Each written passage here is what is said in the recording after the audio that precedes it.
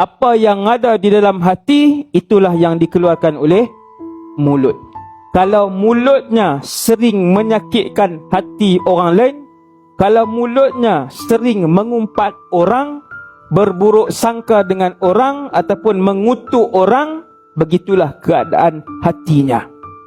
Antara cara untuk mengetahui keadaan hatinya ialah lihat bagaimana bertuturnya mulut dan lisannya.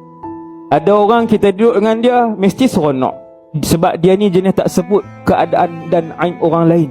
Ada orang kalau duduk dengan dia mesti kita pun nak kata kat orang. Yang ni kena jauhkan diri kita. Jangan terlalu kerap dengan orang-orang yang mengajak kita melakukan dosa dengan Allah. Minta diri.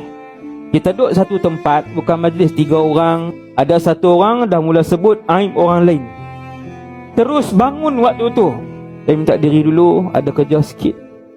Tapi jangan kata pula, wahai ahli neraka, saya balik dulu.